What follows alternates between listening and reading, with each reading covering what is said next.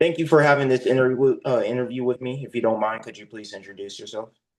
I'm Naima Bakari. I'm a resident doctor specializing in psychiatry at Morehouse School of Medicine. Okay, School of Medicine. And what made you decide you wanted to go into medicine? So I grew up in an area in Los Angeles, South Central Los Angeles, where there weren't many of Black doctors that I saw around. And I wanted to be a person that could positively impact my community and allow others to have a provider that looked like me and came from a similar area and background. Okay, and so far, have you felt like you've given a positive impact to your community? Yeah, it's something that I'm working on in regard to working in the medical space and in the bureaucracy of medicine. I think the reality of what it looks like, sorry, that's my father in the background. I think the reality of what it looks like versus what it actually is like in practice and what the system allows is different from what I expected. But I think that's just the reality of being an adult and working in adult spaces is coming to that conclusion and coming to that realization and figuring out your uh, own way of navigating it. But otherwise, I feel like I'm impacting my community, specifically the Black African American community, in my practice. Okay, and how long did it take you? How long did it take you to, get to this realization that you had? How long have you been at it too? So I am a first year medical resident going into my second year this July. And I've been at this for a long time. I graduated from high school very early. I was 13 Oh, before I entered into college. And then I went because I was still very young. I did 2 years of community college and then transferred over to Spelman when I was going on 15. Um, and from there, I started to work in medical spaces. So I think I could get a more realistic view of what it would be like because I always knew I wanted to be a doctor. Um, and I think I started to get a sense that it was maybe not what I imagined it would be on television. That was my dream, was to be House, riding a motorcycle into the hospital. And then I came to realize once I got into those spaces that it wasn't going to necessarily look exactly like that.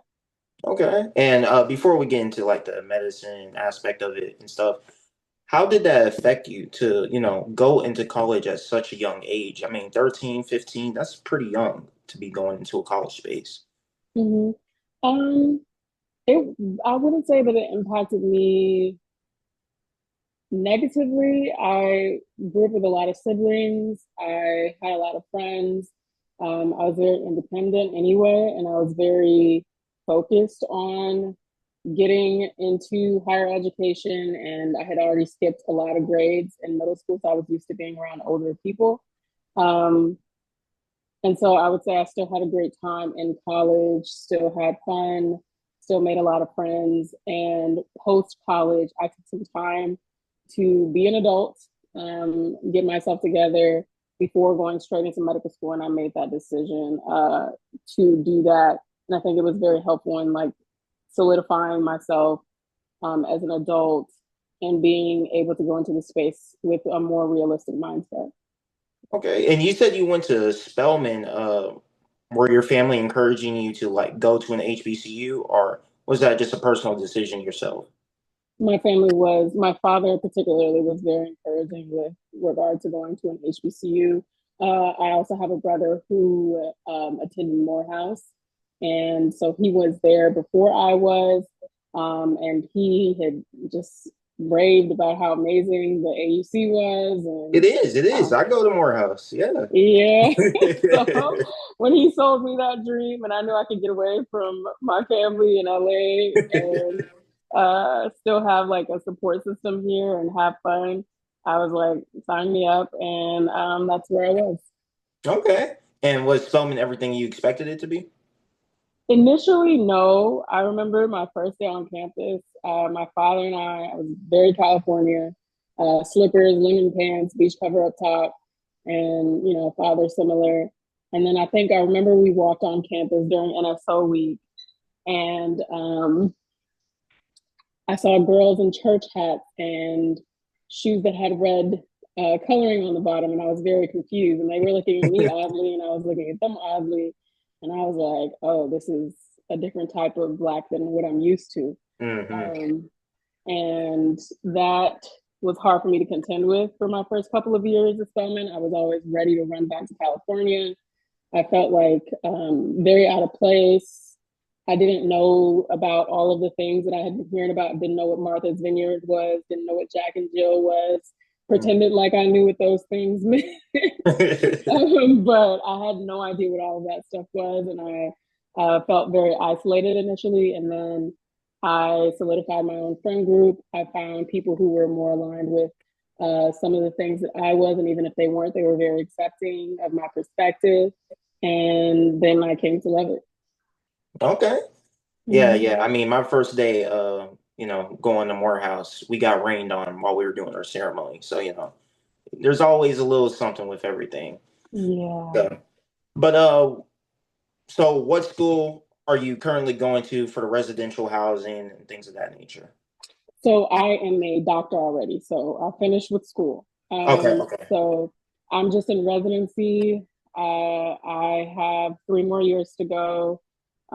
Fortunately, again, done with medical school. I went to Harry, another HBCU for medical school, which I had already always had in mind because Mhm. I figured it was close enough to Atlanta that I could drive down and have some fun, but not too close that I would get distracted. Mhm, yeah. And so that's where I went for medical school. And then following that, I graduated and ranked Morehouse School of Medicine as number one. Okay. Wanted to be HBCU all the way through. And so I'm working in their psychiatry program. Okay. Yeah. Sounds like great schools to go to, Of course, I have my biases about Spelman and Morehouse, so Mm-hmm. you know. But you said you want to have a positive impact and stuff on your community, but is that the only thing that inspired you to go into your field, or were there other factors? I loved medicine. I loved science. I loved that. I always knew I wanted to be a doctor, but at first in my mind, I was like, oh, I wanted to be a surgeon. I wanted to be that. And that was when I was really young. And then when I entered into college at like 13, 14, I remember I took a psychology class and I had no idea what a psychiatrist was. I knew what a psychologist was, but I didn't know that there was a medical doctor who could specialize in mental health. And I remember taking that psychology class and being like, oh my God, this is amazing. Mm-hmm. It's stuff that I'd already been like writing about in my diary about just, I was a very thoughtful child and just focused on self actualization and reading emotional intelligence books and stuff like that. And then when I took that class, I was like, oh, wait, I could be in medicine and do biology type stuff Mm-hmm. and have the security of the medical field whilst also practicing and working with people in mental health and engaging with people, being able to talk to people and spend more time with them than the regular allotted 15 minutes the doctors usually spend when patients have office visits. And so I was like, this is awesome. This is what I'm going to do. And so that's the route that I went on. Okay. And I always hear that like middle school is like very difficult. Is it true or is it overhyped or what? Like, No, it is. okay, okay. It is very difficult for the reasons why people assume that it would be difficult, and also, I guess, reasons that people don't consider. Um, Being an adult and having to be in a space where you're delaying gratification to the extent that you have to when you're pursuing this career is very difficult.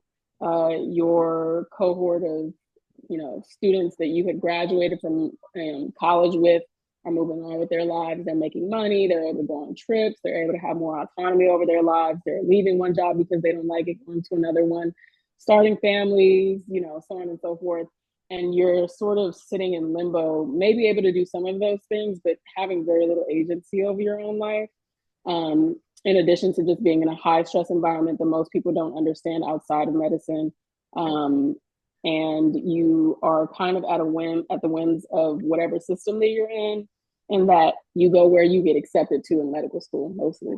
Yeah. You apply to a bunch of them. Same with residency. After you finish medical school, you're put in a whole nother situation where you have to just wait and see where you get placed, Hmm. and then hurry up and move there. And so it's really hard to be feel stable and feel like you have any autonomy in that space, which is, I think, is something that people don't often account for. Um, and yeah, and it's just a system of just constantly having to get used to and acquainted with rejection. Yeah. And I think that's a different thing that people don't necessarily consider outside of just the difficulty of the scholastic experience. Yeah, and I've always been told that, it'll always feel good. Like that delayed gratification, it might not feel good in the moment, but once you actually, get out of it and you actually experience the benefits, it feels great. But I'm trying to be a lawyer myself, so I know it's gonna be a long journey. It's only been my first year of college, so I still got a long road Mm-hmm. ahead of me. But Mm-hmm. what's some advice you would give to people who want to become a doctor and are gonna have to experience that delayed gratification? I would say go into it for the right reasons. This is a very time consuming and expensive endeavor. I am, just to be transparent, 370K plus in Mm. student loan debt, and that is with scholarship of $100,000. Um, so taking on that kind of financial burden and then just having to sacrifice a great deal of your youth. Yeah. If you're doing this for the sake of the prestige of the job alone and for money alone, or the combination of both alone, you're going to find yourself um, annoyed, Mm. because there are plenty of other fields in this day and age where people are making a lot more money than you in a shorter amount of time. And so it can't be that solely alone. And you have to be honest with yourself. Uh, Unfortunately, what it is now is that doctors actually spend a less time with patients than you realize. A lot of it is documentation because of the legalities of the medical field, and the liability that comes along with it. And then also, if that's what it's about, if it's just about helping people, you probably spend more time uh, with patients as a nurse or as another sort of mid-level provider than you would as a physician. So there are a multitude of reasons why you can go into this field. You need to be very clear about why that is. Don't become one just because you've been telling everyone you're going to be one since you were a kid. Don't go into it thinking that you are going to be able to make all the decisions solely on yourself, by yourself. Mm. It's if you go into it in that space with wanting prestige, wanting money, wanting the accolades, wanting just title, then you're going to be very disappointed, and it will feel like the worst group project from hell that you've ever had. Yeah. But if you go into it with a realistic viewpoint, if you do your research, if you shadow with people in different settings and figure out what populations that you're trying to impact, you'll have a much easier time swallowing the difficulties and the time that you're going to have to dedicate to this. Now, taking into mind everything that you just said, don't Mm-hmm. just be going into it for the prestige and for the money. How many students did you go to school with go into school with that mindset and drop out, or they were like, this is just not for me? Ooh. Um, there are quite a number of people that I started with, both when I was at Spelman and then in medical school. So in Spelman, everybody was pre-med. Everybody was, whether they were biology pre-med, psych pre-med, whatever pre-med. Mm. And a number of those people ended up not going into medicine. And then subsequently, when you get into, I did a master's as well, a lot of those people didn't get accepted into medical school. And then subsequently, whilst in medical school, a lot of people fell by the wayside, whether it was due to their grades not being up to par or scores, standardized tests, having difficulties with that. Uh, just realizing that this is not necessarily what it was that they had signed up for with regards to what their idealized version of medicine was going to be and what it was in actuality. It was quite a number of people who have fallen off this path after saying they wanted to do this since they were children. Um, and it's very easy to, and that doesn't mean that they were any less. It was just that they, adulthood kind of leads you to these revelations, whether you like it or not. And they went on a different path, or they're still pursuing that path, um, and hoping for, a breakthrough in some sort of fashion. But it was a lot. It was a whole lot. Well, seems like you became one of the winners. You were able to last through it all, get through it. No, that doesn't necessarily mean that, they failed. They probably went a different route, found success in that field. But Mm-hmm. it's definitely a good thing that you were able to figure out this is what I want to do and stay dedicated to it. I Um, still question that every day, but but I love it all the same. I love it all the yeah. So back into it. So you were talking, we were talking about medical school and stuff. You guys went through a lot, basically from everything that I got. same. How were you able to retain so much information to, take tests? Because I know there's a lot of information you have to know as a doctor. Um, it's funny because when I initially started on this whole journey, I had it very easy, I would say. Not necessarily in medical school, but prior to, I've always been able to manage school without studying much, without, things just stuck with me and I read really fast, which is why I was able to skip grades and just maneuver through. And so medical school it exercised a new muscle for me that I hadn't had to use before. The MCAT was not a joke. It wasn't just, oh, I just read stuff and I know it. It was application of certain things and just a whole breadth of information and a whole bunch of varying subjects that I did not care about. Mhm. And so it was very hard to uh, exercise a muscle that I had never had to use before. So I think the thing about medicine that people don't realize until you get in there, and even while you're in it, you try to fool yourself thinking that you're the smartest person around and so on and so forth. But then you get into medical school and you're around a bunch of people who were the smartest people. Um, and you just learn how to reason. I think that's what medicine is that you are given a bunch of information and taught how systems work. You forget a lot of it, you'll learn it, and then it'll leave your mind just like that. And so it's like a constant um, reinforcing of information and reinforcing of how to think. And that's what, if you are drawn to medicine, that would be a benefit to you. If you're somebody who likes to solve puzzles, if you're somebody who likes to map things out, it may not all be clear to you, but you are able to piece things together, um, you know, combine things in your mind, problem solve, fill in blanks, and then hopefully come to the right conclusion. Uh, that's more so the muscle that you're taught to exercise while you're in medical school. And that's what a lot of the standardized tests are screening for as well, is just your ability to see, okay, because most of them, pretty much all of the tests or the standardized tests in medical school are going to be multiple choice.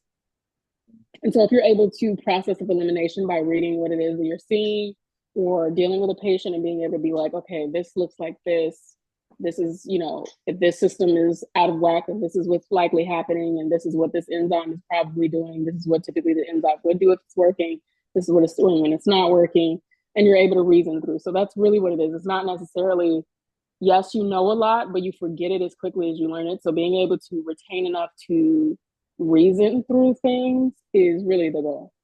Okay. And that's what you're working on. And like, since I want to be a lawyer, I don't know too much about like doctor stuff. The MCAT, is that the equivalent of the LSAT or the bar exam? Yeah, What is the that? LSAT. So Uh, it's the test you have to take in order to be able to get into medical school. Into medical school. Okay, okay. Mm-hmm. All right, that makes a lot more sense. I was like, what is the MCAT? I don't know what that is.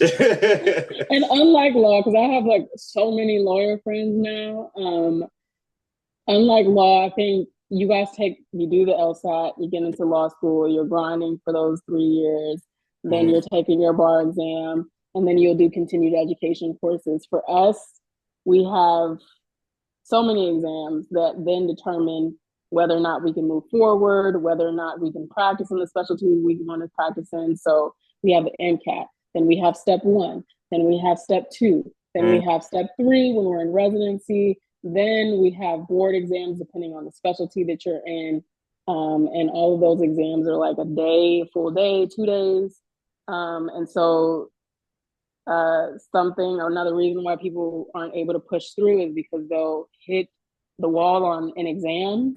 mm. And even if they've made it through school, even if they've done all the stuff, if you don't pass that exam once or twice or whatever, you're no bueno. You can't do anything anymore, and you still have to pay those loans back. So again, you have to be very, very mindful that I mean, there are hurdles. There are hurdles there to weed people out. And you can make it to the finish line and still have difficulty. So you just have to have the fortitude to keep going. Hmm. Uh, so Yeah, that sounds very rigorous. I mean, basically, after one test, you could be cooked. That's insane to it's me. annoying. It's It's annoying it's very insane. and But unfair. to get into like the specifics of like what you're doing now, like what exactly is the whole residential housing thing you were talking about? What are you guys doing in that? So residency, the way that it works is you graduate from medical school after 4 years. You do 2 years of in the classroom typically, and then 2 years of clinic where you're working in the hospital. You're hopefully applying the things that you learned in the clinic, um, and learning more about what it is to practically practice medicine. You Hmm. graduate after those 4 years, and then, or while you're in your fourth year of residency, you're interviewing with residency programs. So for you all, I'm supposing it's more of like a you guys intern at different places in different Hmm. fields of law, and then you make your decision about where it is that you want to go and what Yeah. it is that you want to practice. For us, we have to interview with places um, that are in the specialty that we would like to be in. So you don't just get to be the kind of doctor you want to be. Hmm. Um, you have to go through a process where you interview with different places. You pay for the applications to interview at those places. There's a limited amount of spots. So you'll have a whole bunch of people graduating from medical school, but everybody's not going to be able to get into dermatology residency or orthopedic surgeon residency or a psychiatry residency. So for those of us who match into the program that we want to be in, we go there. We hone in on the specialty that we're interested in. We do rotations or clinical rotations where we're practicing in the fields that are associated with that, usually in our first and second years. And Hmm. then we like hone in on what it is that specialty looks like um, in the hospital or in the clinic setting and in different settings with different specialties within that specialty. So it's just a lot of Yeah, narrowing that's down because medicine is very broad. So that's what residency is. So for you all, it's the internship hmm that you would be doing in law school. For us, it's after school, basically doing a 3 to 7 year internship again to further specialize while getting paid very, very little um, while working in that field and being able to work under the license of a more of a doctor who has already finished their board exams and is working in academia and is going to work with residents.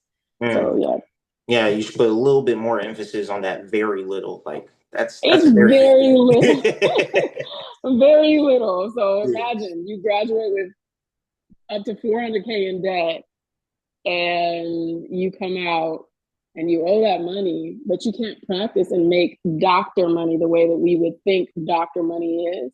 Hmm. Um, so yeah, so you would have to also again delay gratification post graduating and spending all this time. You That's have to be okay with accepting very, very little money and no control over your schedule for the next several years. that is absolutely insane. I will say, because for lawyers, it's a little bit different. By 2L, Oh 3L, you man, kind of know, hey, this is where I'm going to be at. So no, we that's never insane. have. Man, I thought maybe, the lives of lawyers and doctors could be comparable, but like the way you're explaining it seems a lot different. Well, very for you different. guys, it can be. So like I know I have a few friends who are big law, Hmm. and for them, they suffer from the whole golden handcuff situation where they are coming out and working in these big law firms, corporate law firms, and they're making a lot of money, but they are being worked to the bone Hmm. for that money, and they get used to that standard of living, and so they're stuck in that standard of living. Yeah. Um, or, I think for you all, the ceiling is like infinite as far as law goes, where how much money you can make, but the Hmm. floor is also very low, where you could be making very little Yes. as well. For us, there are doctors who are not making as much as they would deserve to make. Hmm. But the security is a lot more solid, but we take on a lot more debt, and there's a lot more of a time sacrifice. Yeah, and I mean what you're saying is absolutely true. It really depends on where you go exactly, because if you get accepted into a big law firm, I've worked on Mm-hmm. both sides, interning at a big law firm and a public defender's office. Public Mm-hmm. defenders don't really, make a lot for all the Yeah. hard work they do. Yeah. And lawyers at big law firms, well, they're living a big life, but they're working 80, 70, 90 hours per week, and it's very Yeah. stressful. So, Very true. and one of my mentors, he told me that like he makes a good amount of money, but man, the amount of time he has to put into it, it's Yeah. very stressful. So, Yeah. but I would say like outside of all the stress and stuff, what's one positive thing you've gained after going through all these hardships and all these challenging experiences? There are a number of positive things I've gained, but I think what I would put, hmm, I think a positive thing I've gained is that I have a better perspective of just the systems that we're in and how they affect our communities, particularly working in mental health, and just seeing how everything impacts everything and everyone down to just, I mean, the minute details of their life. Um, and just being able to speak with people. People are always interesting, which is why psychiatry is just, chef's kiss for me. Hmm. Um, there are certain fields of medicine that I was interested in and that I still find fascinating. But even in those fields, I found that being able to actually spend time talking to patients and talking to other providers and being able to exercise empathy in my practice with myself and my colleagues, with patients, with other staff members, it's never ending. I learn a lot about myself through interacting with those people. Every day is like looking in the mirror and seeing something that new that I had never, funny enough, looking in the mirror for years and years. And now I'm seeing something completely different. I look completely different each day. Um, and knowing that that is happening to others, knowing that some people have smudge and dirt on their mirrors, and so that's that other people place there, and so Hmm. that impacts the way that they see themselves, and really coming to a realization of that and how that impacts me. Um, Being able to clear the smudge on my own mirrors from being able to look at others and pinpoint different aspects of their life and how it could apply to myself and my family. I think that's been huge. Hmm. Um, and it's been um, an adventure of discovery for me and for myself, and just like my own self actualization, being forced to empathize, being forced to uh, consider other people, um, especially at times that I'm uncomfortable and I feel like I don't want to do this, or I'm dirt tired, and then coming across patients that are going through so much and still managing to live on and still finding the muscle to and the drive to cope with just the stresses of life. Hmm. It's, I mean, it's forever fascinating. Yeah, and with all the issues we have in our society now, especially like, with health and psychology and things of that nature, what is your like current opinion on the healthcare system and the state of it right now? Whew. I know that's a little controversial one, but um, it's funny because like I don't want to sound nihilistic or like just super negative or anything, but it is broken. It is it is and I try to be like positive about it because otherwise you feel like another cog in a machine. And I've come across doctors who are just like overwhelmed with how broken things are, and so they're just like, I'm gonna collect my check and go home. I'm gonna do what I gotta do for Hmm. the patient, whatever, or I'm a you feel like you feel like you're on a boat, on a canoe, and there's a bunch of holes in that canoe and you're in water, and your job as a physician is just to like put your hands over it and try to Hmm. make it a little bit further. Um and water inevitably rushes back in, and you're doing it again, and maybe sometimes even the patient will smack your hand away, and now you're like trying to help them out. So it's it's very broken, and everything impacts it. The people living in food deserts impacted. The regulations that people have, the FDA has, and the government has, and then the big corporations that run the meat industries and the milk industries and the sugar and everything, and then Hmm. people's own depression and how that impacts their willingness to care for themselves. Particularly with our community, there's just so much um, generational stress, Hmm. generational trauma that impacts the way that people live their lives, what they think is normal, how it is that they cope. Um, and there's so much judgment within the system, even amongst ourselves, with how it is that we treat, especially people who look like us. Hmm. Um, Heesh, it's broken, and oftentimes you feel like you're only one person and you can only do but so much. And then other times, there's those few moments where you see that what you're doing is really helpful. But by and large, I would say that the healthcare system is extremely broken for patients, but it is working perfectly for those who it's working for. If Mm. you catch my drift Yeah, on that. exactly. Yeah, yeah. I definitely get it. What do you think could be changed in order to fix that issue for patients? I What could be changed? Yeah, what could be changed? Uh, Capitalism.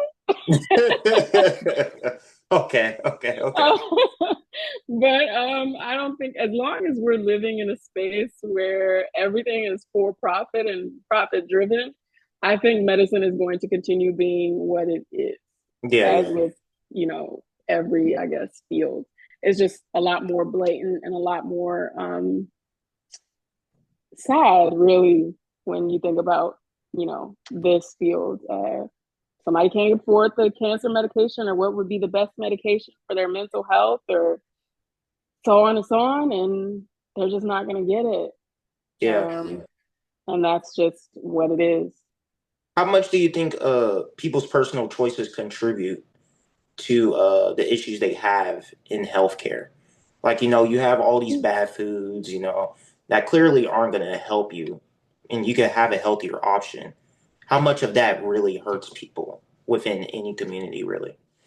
Whew, personal choice. Um, it's interesting because this is something that I like have come to new realizations about since starting residency. I think I was raised by a very pro-black father, Mm, and so in a pro-black spaces, um, such that a lot of it to me was like, oh, the system is broken, the system, and a lot of people's issues, I was able to attribute to like this failing of systems and generational trauma, this and so on and so forth.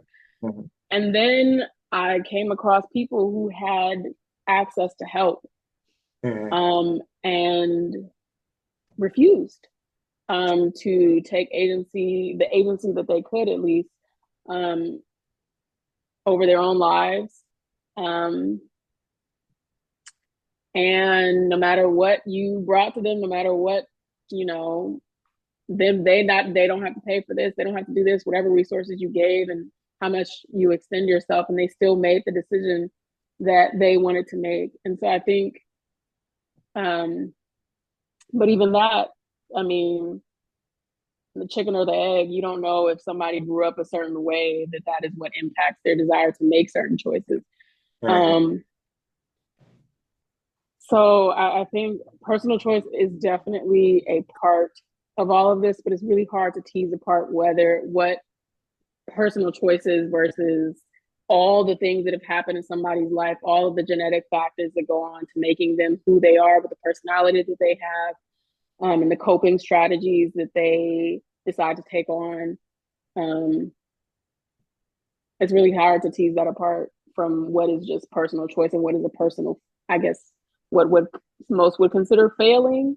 Hmm. Um, but yeah, I mean, that's just that's such a that's a very difficult question. Yeah, yeah. I You mean, know, I asked that it's a because I deep know question. I constantly hear like, arguments about how a lot of the issues that people have with their own health, they kind of bring onto themselves. So, um, and to a certain extent, I definitely do believe that. Now, if something runs in the family, that's one thing. But a lot of times, if something does run in the family, it's because it's repeated behaviors throughout family members. They see But one what family brought member that? doing something, yeah, somebody else will do it. Yeah, but So, what brings those things on? And oftentimes you can trace people. You ask somebody what their grandparents did, and you ask their grandparents what their grandparents did, mm, and that is what they know. That is the whole point of why medicine went is going more into the direction of like patient centered. mhm, Because before, what medicine was like was that doctors just told you what to do. mhm, On one hand, there's some benefit to that, of being able to be like, I don't know anything. I'm gonna just hands up, let somebody direct and tell me what to do, and I follow their advice because that is the advice they know. mhm, But we're in a stage now where, people are a lot more skeptical of systems in general, and medicine is a system. So they're mhm, questioning, are these medications, do I really need these medications? They know they're living in a capitalist society too, where pharmaceutical industry is making money off of them, the hospitals making money off of them. And mhm. they don't trust their governments. They don't trust, anything that's a bureaucracy, they're questioning. And so managing, dealing with patients who are, oftentimes rightfully so, especially with the Black community, their medicine has, the medical system and, research has done a lot of terrible things to our community in the past, and Yeah, like the continues Tuskegee on. experiment. Yeah. Exactly. And so the mistrust that people have in the medical system makes sense. Hmm. But also to their detriment, if you're throwing the baby out with the bathwater, um, it really only it majorly impacts you as a person.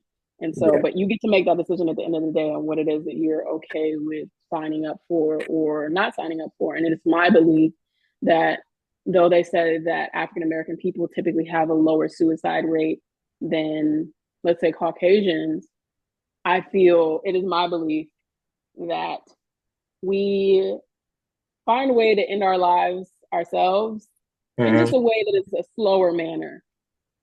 Solar man. um, Okay. Okay. Okay. Yeah. I we totally. kill ourselves slowly versus other communities where they might, actively be suicidal. I think our Hmm. community, because of the depression that's just normalized and all the trauma that is normalized, Hmm. people are using coping strategies and having attitudes, um, to cope, that really are just delaying the inevitable, but Yeah. are leading towards, the end anyway. So, yeah. Yeah. Well, dealing with the psychological aspect of it, is there anything that you learned that many people don't quite understand? when it comes to the psychological side of, you know, being a doctor? Um, you mean for myself or just for patients? Both if you want, sure. It doesn't really matter. I think that we really, I think grace is important. And that's something that's hard to exercise for anybody, whether it be grace for yourself, for me, with grace for myself, and for my grace with patients. Mhm. For some of my colleagues, sometimes even when you feel like you should be doing more, or the patient, you should be doing more for yourself. You should want to do this for yourself. You should want to do this for your family. Um, and you kind of just realize that people are just trying to survive, and Mhm. that's what you're trying to do as well. And so psychologically coming to a place where you can have an acceptance for where people are in life and what they are doing and what they are, how they're choosing to enact their free will, and realizing that you can do that yourself. Mhm. uh, it's just a further exercise in empathy that I think most of us don't have, and that we're taught not to have, um, in some form or fashion. Which is why we have sort of the personal responsibility, pull yourself up by your bootstraps sort of ideology, specifically in this country. Um, but yeah, it's not, I think people think altruism is a built in function of this profession. When they think Mhm. doctor, they're like, oh, you just care so much, you're a good person. There's that assumption. And I think, Mhm. when you become an adult, you hear these professions, doctor, lawyer, such and such. And there's already um, personality traits and character traits that you associate with that profession. Like the assumption that a doctor is going to be super highly intelligent or super giving and altruistic. And then you enter the real world and you go to medical school. And you're going to realize this too as a lawyer. And you're looking at your fellow classmates and you're like, wait, this person's going to be a doctor? This person's going to be a lawyer too? Wait a minute. Wait a minute. What? Yeah. And then you meet doctors and you get to know them, whether it be in the professional setting or private setting. You're like, oh, whoa, whoa, whoa, whoa, whoa, whoa, whoa. Mhm. This is not, altruism is not built into the profession. Mhm. Kindness, kindness, being a graceful person, a person who's willing to extend grace onto others. Um, Everybody done got it. Yeah. It's not built into this. So you have to fight to remain that person. It is very easy to think of yourself as better than. It's very easy to write off the opinions of your clients or patients, Mhm. um, because you know best, uh, and to have less empathy, psychologically, contort yourself in whatever way it is that you want to, and people are going to treat you as such. You think you're the ish, people are going to treat you like you are too. And so being humble in this space and trying and making sure that you're exercising empathy, making sure that you um, stay true to what it is that you're trying to do, having uh, a graceful, empathetic, um, stable mind in this. Mhm. It's hard, and it's something that you have to work at. And if you don't feel like it's something that is a value of yours, this is not going to be in this space, and you're going to be able to get away with it. But it would be best if you didn't. And I would hope that those type of people who don't value those things, would not be in this space. Yeah, I hope the same. And I appreciate all the wisdom that you spoke today. And if you don't mind, is there a quote that you have to end this off that you use to carry yourself in life? Hmm.